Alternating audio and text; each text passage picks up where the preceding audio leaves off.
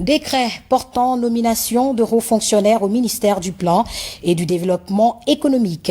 Le président de la République, vu la Constitution, décrète. Article 1er. Les hauts fonctionnaires dont les prénoms et noms suivent sont nommés dans les fonctions ci-après au ministère du Plan et du Développement économique. Chef de cabinet, Madame Mabinti Kondé, matricule 169 981X, précédemment directrice générale adjointe de l'intégration africaine. Directeur national des investissements publics, Monsieur Ibrahima Bachili, matricule 187 852H, précédemment chef de la division infrastructure et équipement à la direction nationale des investissements et équipement à la direction nationale des investissements publics. Directeur du bureau d'appui à la programmation, Dr Frédéric Soulé Tenguiano, matricule 164 947R, précédemment directeur adjoint du bureau d'appui à la programmation. Article 2. Le présent décret qui prend effet à compter de la date de signature sera enregistré et publié au journal officiel de la République. Conakry le 16 juillet 2020, signé professeur Alpha Condé.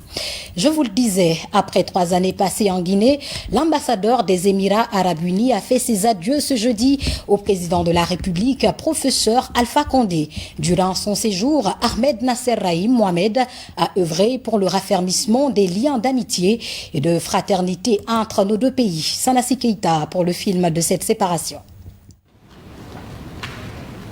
Il aura passé 3 ans en Guinée. 3 ans pour le raffermissement des liens d'amitié et de coopération entre les peuples guinéens et émiratis. L'ambassadeur des Émirats Arabes Unis en Guinée rentre donc définitivement au pays. Pour ses nombreux services rendus à la Guinée dans l'optique de renforcer l'axe Conakry-Abu Dhabi, le président de la République lui rend un hommage bien mérité. Le président de la République, vu la Constitution, décrète, article 1er, le grade de commandeur de l'Ordre national du mérite de la République de Guinée est décerné à son Excellence, M. Ahmed Nazir Abdelrahim Mohamed Al-Khazi, ambassadeur extraordinaire et plénipotentiaire des Émirats Arabes Unis en République de Guinée pour sa contribution exceptionnelle au renforcement des relations d'amitié et de coopération entre nos deux pays. Article 2. Le présent décret, qui prend effet à compter de sa date de signature, sera enregistré et publié au journal officiel de la République. Président de la République,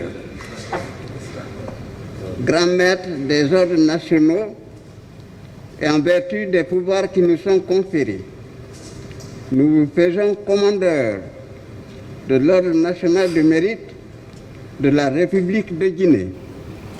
Ahmed Nassir Abdel Mohamed Al-Khaji s'est dit profondément ému de cette distinction honorifique du chef de l'État.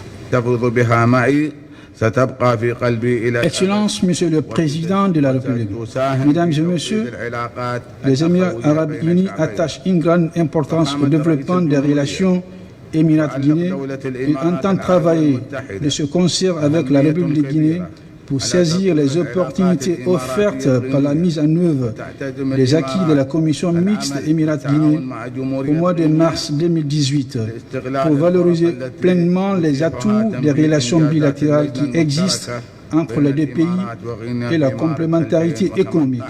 Explorer en profondeur le potentiel de coopération afin de renforcer la coopération dans tous les domaines, d'ouvrir sans cesse de nouveaux horizons à la coopération gagnant-gagnant pour le développement commun et construire une communauté destin plus solide entre les Émirats Arabes Unis et la République de Guinée au plus grand bénéfice des Émiratis et Guinéennes. Excellence, Monsieur le Président de la République, j'ai été nommé ambassadeur des Émirats Arabes Unis auprès de la République de Guinée en octobre 2017 et dans quelques jours, je quitterai définitivement la Guinée pour rentrer aux Émirats Arabes Unis. J'aimerais saisir cette occasion pour vous dire au revoir. J'avoue que durant ma mission diplomatique en Guinée, je n'ai ménagé aucun effort pour contribuer à la consolidation de l'amitié et au développement des relations entre les deux pays.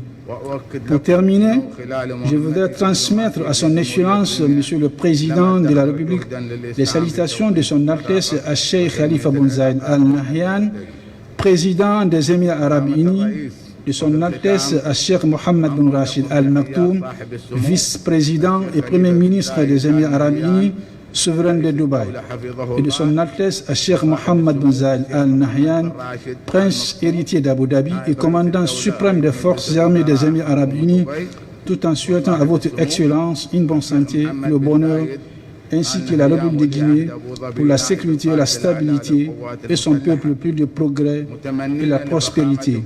Je vous remercie pour votre bonne hospitalité et accueil chaleureux que vous m'avez réservé. Ravi de l'évolution parfaite des relations d'amitié et de coopération mutuelle qui unissent aujourd'hui les Émirats Arabes Unis et la Guinée, le président de la République rassure.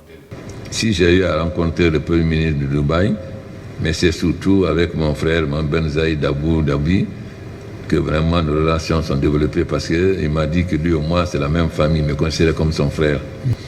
Et il l'a toujours démontré. Il m'invitait régulièrement lors des courses automobiles à Abu Dhabi. Et chaque fois qu'il me reçoit, c'est vraiment beaucoup de chaleur. Lorsque j'ai dit que ma préoccupation c'est l'emploi jeune, il m'a tout de suite accompagné.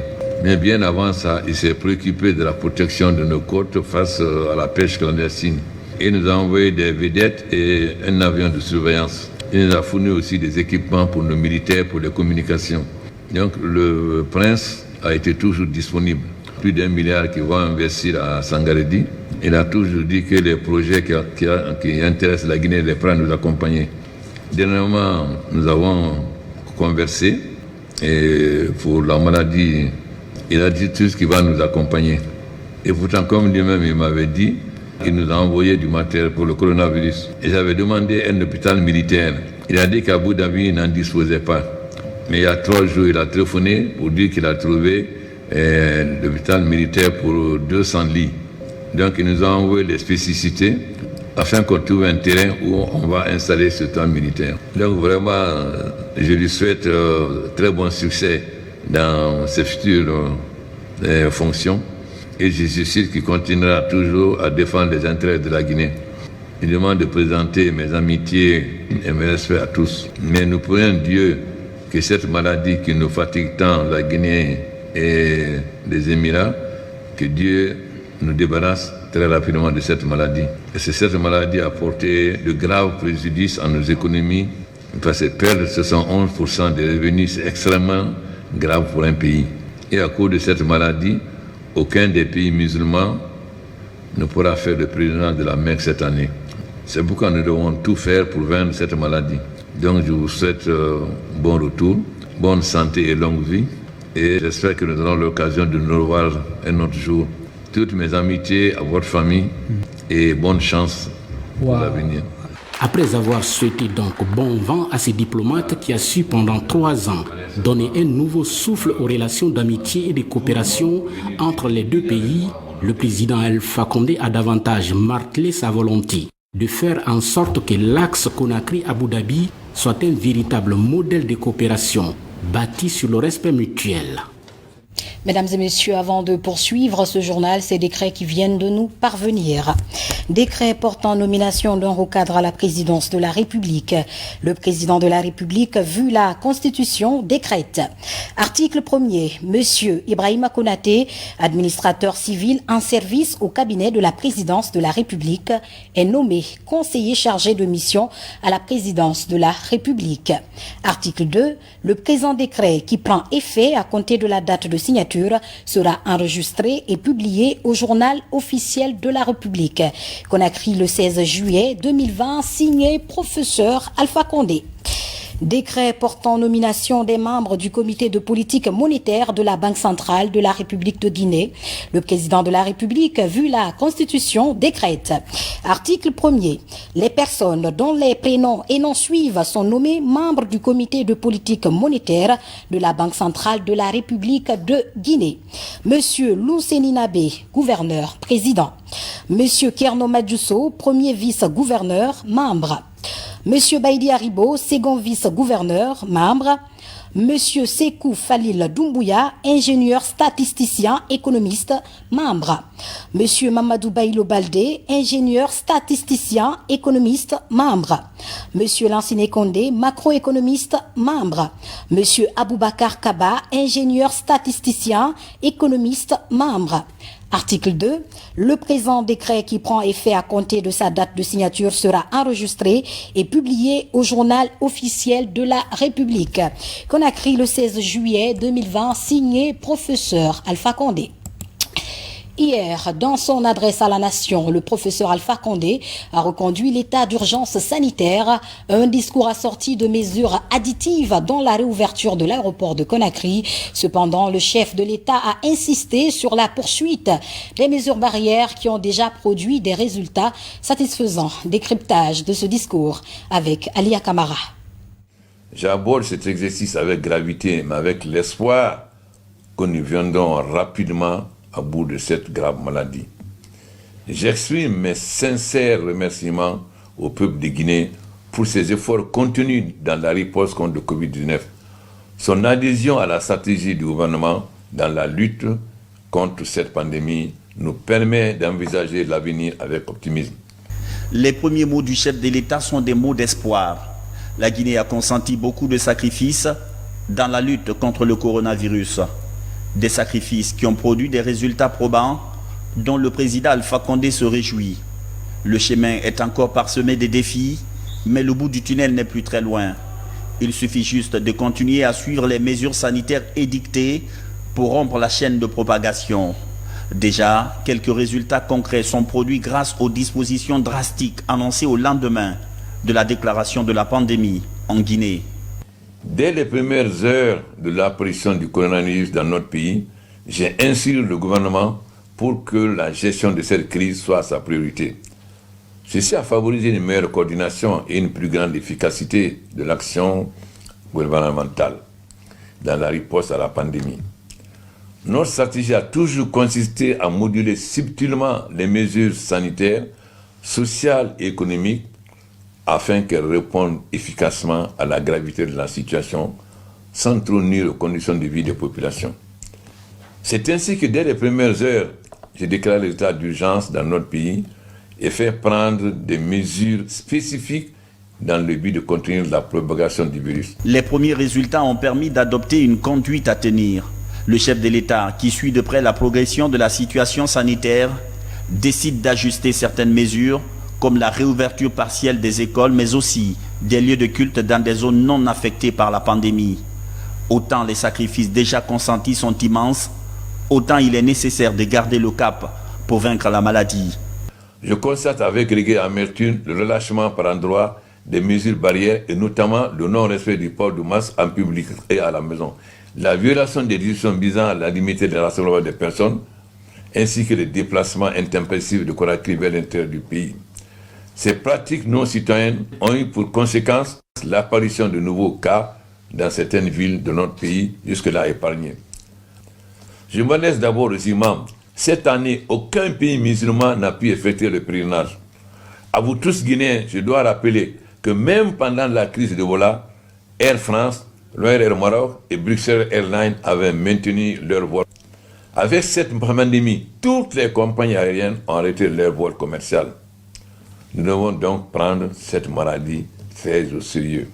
Malgré la crise sanitaire, les attentes des Guinéens sont grandes. Le chef de l'État, en chef d'orchestre, sait qu'il a une partition importante à jouer. Professeur Alpha Condé décide de s'impliquer personnellement et surtout financièrement dans le rapatriement des Guinéens bloqués à l'étranger. Ceux du Sénégal et de beaucoup d'autres pays regagnent la terre-mère. En plus de ces acquis, le président de la République annonce de nouvelles mesures. L'état d'urgence est reconduit pour une période de 30 jours à compter du 15 juillet 2020 sur toute l'étendue du territoire national. Les frontières aériennes vont connaître une réouverture progressive à partir du 7 juillet 2020 en fonction de la mise en place des dispositions et procédures sanitaires retenues et conformément au principe de réciprocité entre les pays d'origine et de destination. Pour la reprise effective à cette date du trafic aérien commercial international, Un protocole de l'ouverture et un plan opérationnel de relance du transport aérien seront publiés par les ministères en charge du transport en concertation avec l'ANS. Le couvre-feu est ramené de 0h à 4h du matin pour la zone du Grand Conakry, Koya, du Breka, et reste entièrement livré à l'intérieur du pays. Le port du masque est toujours obligatoire tant en public qu'à la maison. Et comme toujours, dans ce genre d'exercice, le président Alpha Condé est reconnaissant des efforts fournis par le personnel sanitaire et des sacrifices consentis par la population. Mais la pandémie est encore là et l'union sacrée est toujours requise. Ce qu'il faut rajouter, c'est que demain, vendredi 17 juillet, l'aéroport international de Conakry-Bessia rouvrira ses portes aux vols internationaux. Mais bien avant, le ministre d'État en charge des transports s'est rendu ce jeudi sur le terrain pour constater les mesures prises. Maurice Sidibé. À quelques heures de la reprise progressive du trafic aérien, nous voici à l'aéroport international de Conakry-Bessia. Le ministre d'État en charge des transports est venu s'assurer de l'effectivité des mesures sanitaires et sécuritaires prises pendant cette période de pandémie. Le poste de contrôle sanitaire du départ et de l'arrivée, le service de contrôle des passeports, les salles d'embarquement et d'arrivée ont été visitées par Aboubakar Silla et sa suite. Dans son allocution à la nation hier, Monsieur le Président de la République a décidé, après s'être concerté évidemment avec les experts et toutes les parties concernées, de réouvrir l'aéroport international de Conakry-Bessia avec une reprise donc du transport aérien commercial qui va se faire donc à partir de demain. Nous avons donc tenu dans ces conditions à nous assurer que toutes les dispositions sont prises, parce que les dispositions ne sont pas que d'ordre réglementaire, elles sont aussi d'ordre pratique. Nous voulions nous assurer qu'au niveau de l'aéroport de Conakry, toutes les dispositions sont prises pour que les mesures de prévention qui sont édictées par les autorités sanitaires soient effectivement traduites dans tout le dispositif mis en place au niveau de l'aéroport. Cette réouverture du ciel guinéen répond aux normes de l'aviation civile internationale, une décision qui fait suite à la signature d'un protocole d'accord entre le département des transports, les compagnies aériennes et les autorités sanitaires. Les responsables de la plateforme aéroportuaire entendent appliquer toutes les mesures prises pour le fonctionnement normal de l'aéroport international de Conakry. Nous avons travaillé et mis en place des dispositions sanitaires en collaboration avec tous nos partenaires, les compagnies, l'Agence nationale de la sécurité sanitaire, l'OIM, tous les partenaires de l'aéroport. Nous avons travaillé pour mettre en place un protocole sanitaire permettant à l'aéroport de Conakry d'être fonctionnel pour recevoir les passagers. Il y a un protocole qui est en place qui sera respecté et avec un certain rigueur pour tout le monde bien, pour toutes les compagnies, sans exception. Je vous assure que ça sera appliqué à la lettre. Vous avez constaté que depuis l'enregistrement, on a pris les dispositions sanitaires qu'il faut en mettant des disques, des plastiques pour protéger les travailleurs qui font les enregistrements, y compris le passager, avec toute la distanciation et le balisage au sol que vous avez dû certainement filmer pour respecter la distanciation. Depuis fin mars dernier, tous les vols étrangers vers la Guinée étaient interdits à l'exception de certains vols humanitaires. Demain, vendredi 17 juillet 2020, les géants des airs vont commencer à desservir la capitale guinéenne. Et puis une forte délégation gouvernementale conduite par le ministre d'État, ministre de la Défense nationale, est en séjour à Cancan en compagnie des cadres et députés de la région. Dr Mohamed Diané est allé évaluer l'état d'avancement des travaux d'installation des 10 groupes offerts par le président. Par la même occasion, il a procédé à la sensibilisation des jeunes. Robert Siditolno pour le compte-rendu. Nous sommes à la centrale électrique de Cancan. Ici, depuis un peu plus de 2 semaines, les travaux d'urgence sont engagés pour permettre aux populations de Nabaya d'avoir le courant domestique. Pour s'assurer de l'état d'avancement des travaux et rassurer les populations de la localité, le ministre d'État, ministre de la Défense nationale, chargé des affaires présidentielles, s'est rendu sur le site de la centrale en présence de quelques cadres ressortissants et députés de la Haute-Guinée. Nous comprenons les jeunes, parce que nous sommes dans une nouvelle époque de l'évolution de l'humanité.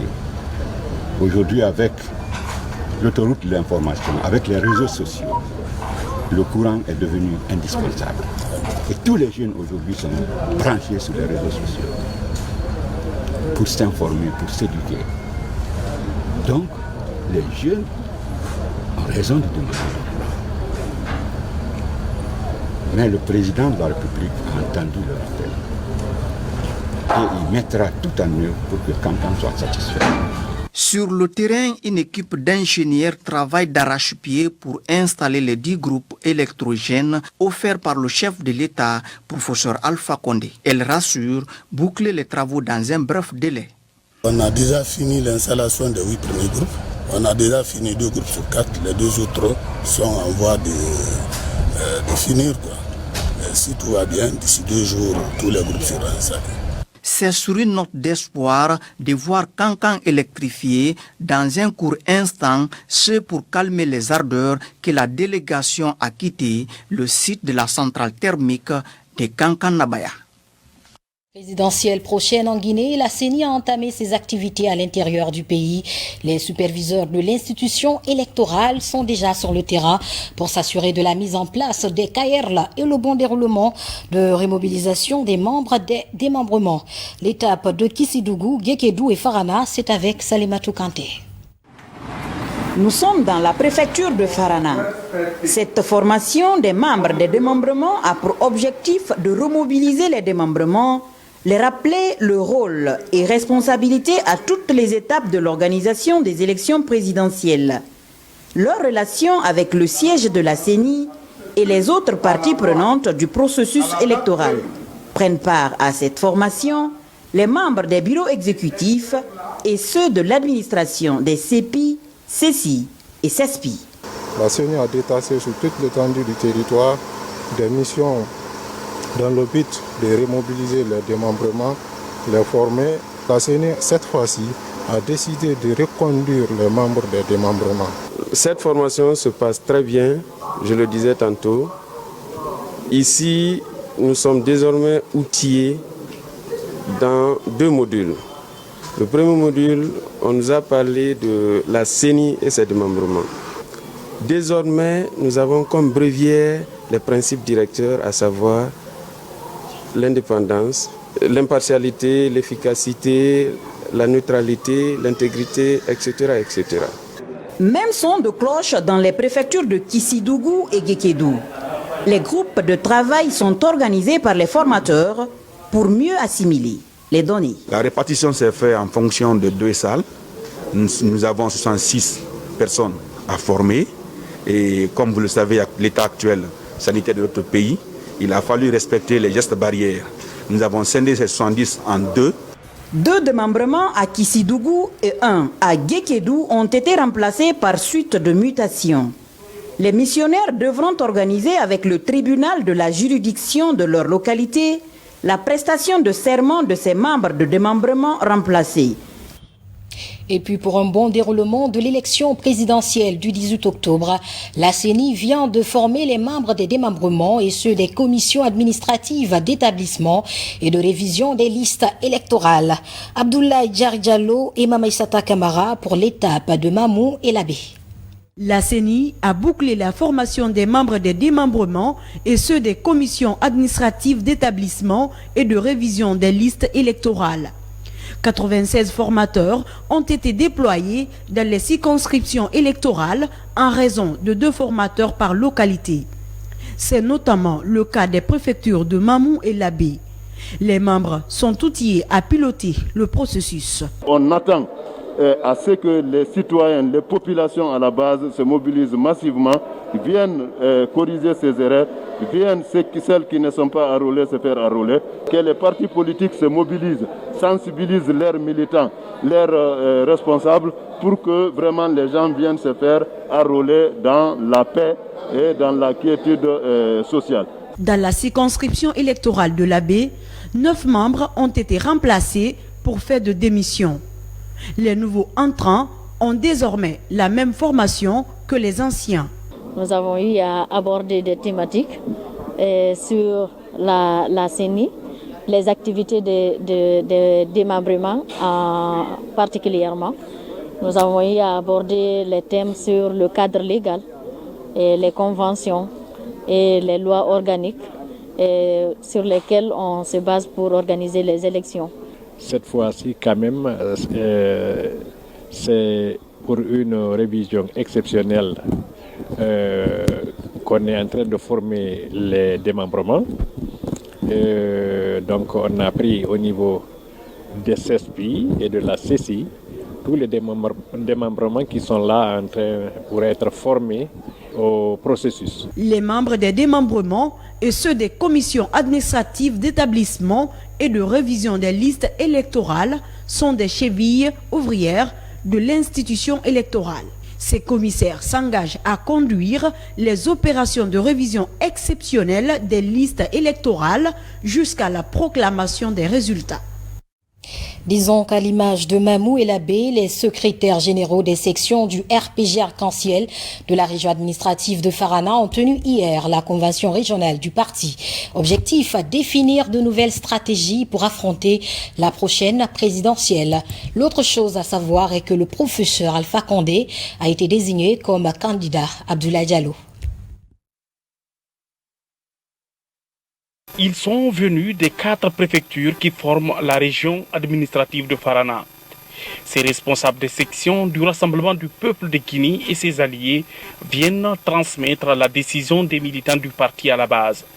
Après une journée de débat en vue de la réussite de l'élection présidentielle prochaine, les participants formulent plusieurs recommandations, parmi lesquelles le choix de leur candidat. Participants en unanimement choisi le professeur Alpha Condé comme candidat unique du RPG Arc-en-Ciel. Vive le RPG! Vive le professeur Alpha Condé! Vive la région administrative de Farana! Pour le rayonnement de la Guinée sur le plan africain et international, le professeur Alpha Condé n'est pas une solution. Mais le professeur Alpha Condé est la solution. La qualité et la pertinence des débats ainsi que la désignation du candidat sont appréciées par les députés de la région qui se sont massivement mobilisés pour marquer un cachet particulier à cette convention. Comprendez avec suffisance qu'au cours de cette convention, nous avons essayé surtout de développer les stratégies gagnantes pour la prochaine élection provisoirement prévue pour le 18 octobre. Et donc il fallait harmoniser, les actualiser surtout les stratégies. Et en phase aussi, bien entendu, de cette convention, vous avez compris, à l'unanimité, toutes les sections de la région de Farana ont formulé une requête pour que le président de la République accepte vraiment d'être candidat à la prochaine élection. Je suis satisfait dans la mesure où les projets qui sont en cours sont gigantesques. Les attentes des populations sont certes grandes, mais ce qui est sûr, c'est que c'est le renouvellement, en tout cas le choix pour la paix, l'unité nationale et la cohésion sociale avec ce choix. En plus de ce choix des sections du RPG Arc-en-Ciel de la région administrative de Farana, d'autres résolutions sont aussi envisagées pour non seulement améliorer le taux de participation, mais aussi développer des stratégies pour la réussite de cette consultation électorale. De l'autre côté, c'est l'Action forestière pour la continuité AJC qui adhère à la coalition démocratique pour le changement dans la continuité CODEC. Ce mouvement des jeunes de la forêt s'inscrit dans le cadre de la promotion de la paix et la quiétude sociale. L'autre aspect à ne pas négliger, c'est leur soutien aux actions de développement du professeur Alpha Condé. Le point avec Bakary Bamba. À quelques mois de l'élection présidentielle 2020 prévue le 18 octobre prochain, les partis politiques, associations des jeunes et acteurs de la société civile multiplient leur soutien au RPG Arc-en-Ciel. Cette fois, il s'agit de l'Action forestière pour la continuité AFC d'adhérer à la coalition démocratique pour le changement dans la continuité. CODEC, une association de jeunes cadres de la région forestière qui vise à promouvoir la paix et la quiétude sociale tout en soutenant les actions de développement enclenchées par le professeur Alpha Condé. Ce mouvement de soutien à la mouvance présidentielle a pour mission la mise en œuvre de tous les mécanismes légaux pouvant contribuer à la continuité du RPG au pouvoir d'une part, promouvoir la paix et la quiétude sociale en région forestière d'autre part. C'est pourquoi nous sollicitons humblement au peuple de Guinée en général et celui de la Guinée forestière en particulier, de toute sensibilité, d'être tolérant, mais aussi reconnaissant à l'endroit du chef de l'État, le président, le professeur Alpha Condé. L'AFC veut, à travers cette adhésion, mettre en œuvre les mécanismes pour la continuité et apprécier le bilan des 10 ans de la gouvernance du chef de l'État. Des progrès réalisés en électricité et la construction des routes à travers le pays sont entre autres motivations de ce mouvement des jeunes de la région forestière, comme l'indique son président. La porte-parole du parti présidentiel salue la démarche et précise. Nous sommes heureux et vous souhaitons la bienvenue dans cette grande dynamique qui permettra justement à la région forestière, au même titre que toutes les régions, de se rendre véritablement compte que le président de la République n'est là que pour œuvrer dans le cadre du développement global et durable. Nous ne pourrons que vous rassurer de notre disponibilité à user de cette organisation pour que la paix règne en région forestière et à travers la région forestière dans notre pays. La CODEC est une organisation politique de la mouvance qui vise à soutenir le président Condé. Elle regorge en son sein plus de 223 partis politiques, associations de jeunes et acteurs de la société civile. Pendant ce temps, une mission d'inspection est engagée par le procureur de la République près le tribunal de première instance de Mafanko. Le chef de parquet, à travers cette tournée, compte veiller sur le travail des OPJ de son ressort. Et disons qu'à l'image de Mafanko, le procureur de la République près le tribunal de Kaloum a aussi entamé la visite des unités de police et de la gendarmerie de sa commune pour également s'assurer du fonctionnement de la chaîne pénale. Kerno Younoussaba. Le parquet du tribunal de première instance de Mafanko échange avec les officiers de police judiciaire des communes de Matam et Matoto.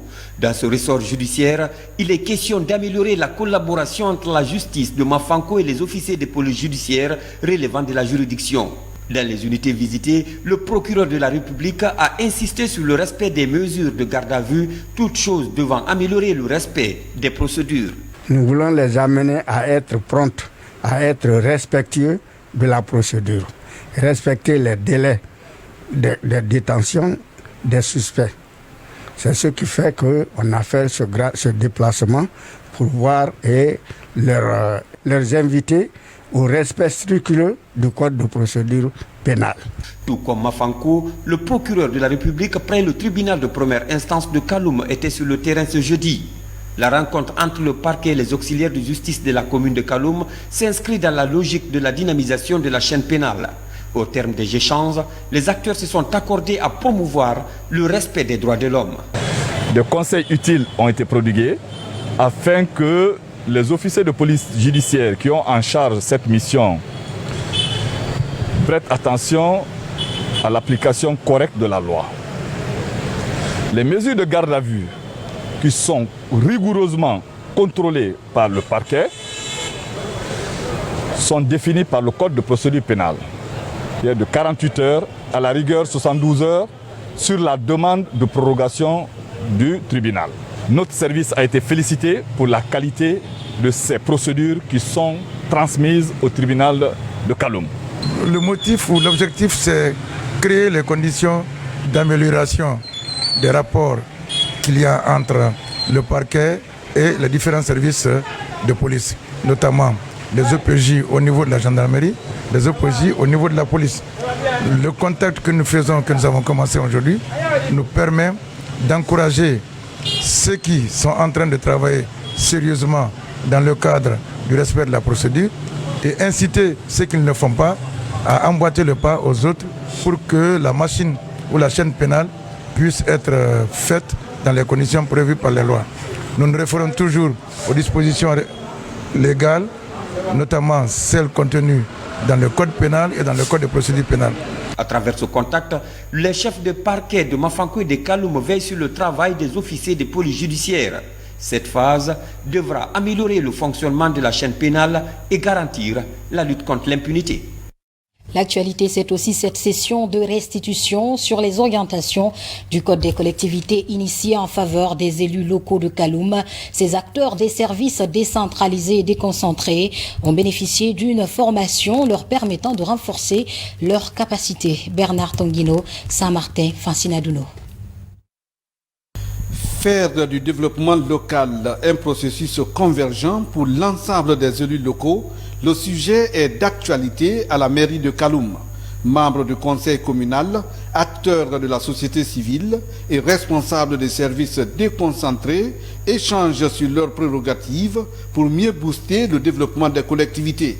Cette session de formation s'inscrit dans le programme de vulgarisation des orientations définies par le Code des collectivités. Il y a 2 semaines, nous avons bénéficié, grâce à notre département de tutelle, le ministère de la décentralisation, d'une formation sur tout ce que nous sommes en train de faire aujourd'hui, animée par le centre de Sérédou. Cette formation visait les 5 maires, les 5 communes de Conakry, plus leurs secrétaires généraux, leurs receveurs et un élu de chaque mairie. Et nous avons trouvé que c'était vraiment très intéressant. Nous avons beaucoup appris. Et nous nous sommes dit que nous ne pouvons pas garder cela pour nous. Il fallait faire une restitution à l'ensemble des 29 conseillers pour qu'ensemble nous nous approprions ces outils et que nous puissions donner un meilleur rendement. Pendant 2 jours, les débats vont porter sur plusieurs modules, le rôle et la responsabilité des acteurs de la collectivité, le management et le leadership, ainsi que l'élaboration et l'exécution budgétaire. Donc les élus locaux, surtout les nouveaux élus actuellement, ne connaissent pas leur rôle et leurs responsabilités.